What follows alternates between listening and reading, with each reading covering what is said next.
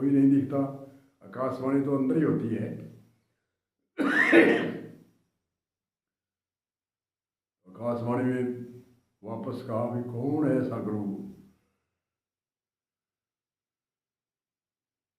बोले यहीं थोड़ी दूर राजा जनक विदेही है, देश विदेश से उसके उपदेश लेने के लिए आते हैं।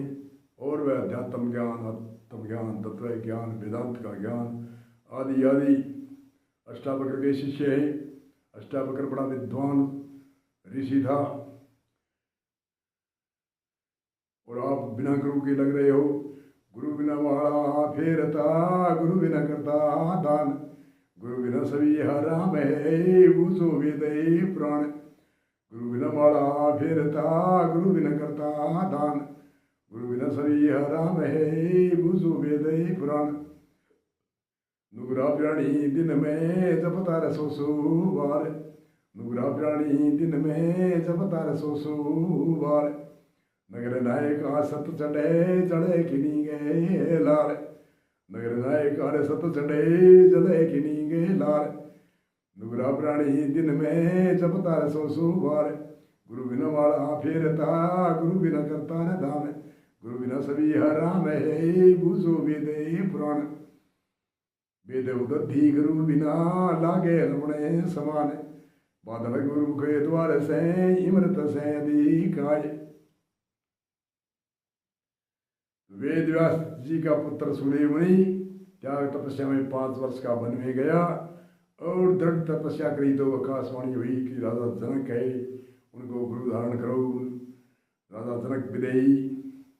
तो सुदेव मुनि उसकी आकाशवाणी के आधार पर राजा जनक की खोज में चले और राजा जनक की राजधानी में जाकर के पहरेदारों से कहा मुझे राजा जनक से मिलना है। तो राजा जनक को कहा हमें पूछ कर आते हैं। तो राजा जनक ने कहा कौन है? कि सुदेव नाम है, एक मुनि वेदव्यास का पुत्र है और तपस्या कर रहा है और आपके पास गुरु दीक्षा लेने आया है।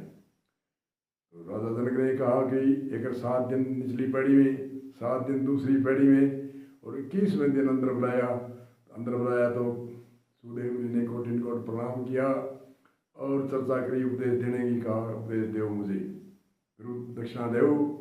तो राजा जनक ने कई दिन तक वेद वेदांत का निचोड़, शास्त्रों का ज्ञान, अर्थ रोचक भयानक यथार्थ आदि आदि अर्थ बताए।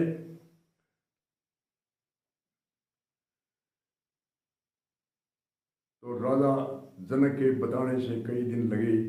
तो सुखदेव मुनि को बड़ी शांति मिली। चित्त में शांति होती है तो नींद भी आती है। तो कुछ नींद में एक थोड़ी सी कल्पना भावना होगी कि ये तो राजा है, इनके प्रजा है, इनके फौज है, मिलिट्री है, स्त्री है, पुत्र है, आदि परिवार है लंबा चौड़ा, और मैं एक तपस्वी त्यागी, एक लंगोटी, एक डंडा, एक कमंडल, इतना ही समान है। और ये इतने उर्दू में है, मैं उपदेश लेने आया हूँ। तो ज्ञान तो उसका गरिमा की तो ज्ञान की तो सीमा नहीं है, परंतु घर गृहस्थी है ऐसे कैसे है, ऐसे मन में भावना हुई। तो सपना में उसने शादी कराई और शादी में कई 5-7 पुत्र हुए और एक छोटा लड़का था वह लिया, पैर तिसक गया, लड़का गिरा तो वह चांस के झिझक के उठा सुदेव मुनि। और राजा जनक ने कहा रे मेरे भी परिवार में बहुत लंबा चौड़ा है, मेरी भी बालक बालिका है और आपने ये 7-8 बालक बालिकाएं और ले आए हमारे महल में, अमुक जगह आपने ब्याह करवा लिया और इतने बच्चे हो गए। तो राजा जनक की बात सुनकर के कोटिन कोट प्रणाम किया, अंतर्यामी हो, धन्य हो, अंतर्यामी हो, मेरी खोटी बुद्धि, मैंने भावना उल्टी करी, मुझे माफ़ करो ऐसे कह करके कोटिन कोट प्रणाम नतमस्तक निभाया। तो राजा जनक ने वरदान दिया कि आप डंके की चोट किसी को भी उपदेश देवोगे, डंके की चोट उसकी मोक्ष मुक्ति होगी, ये मैं आपको वरदान देता हूँ। इसलिए यहाँ इसको विराम देते हैं। सुखदेव मुनि ने उपदेश दिया और डंके की चोट राजा परीक्षित को ज्ञान दिया, ये हम सुनते भी हैं। एक 88,000 ऋषियों में सबसे ऊपर कहा, मैं कराऊंगा 7 दिन में तेरी मोक्ष मुक्ति। ये डंके की चोटी है। तो राजा जनक ने आशीर्वाद ऐसा ही दिया कि आप डंके की चोट किसी को भी मोक्ष मुक्ति दिला सकते हो। ये मैं दावे के साथ आपको आशीर्वाद देता हूँ।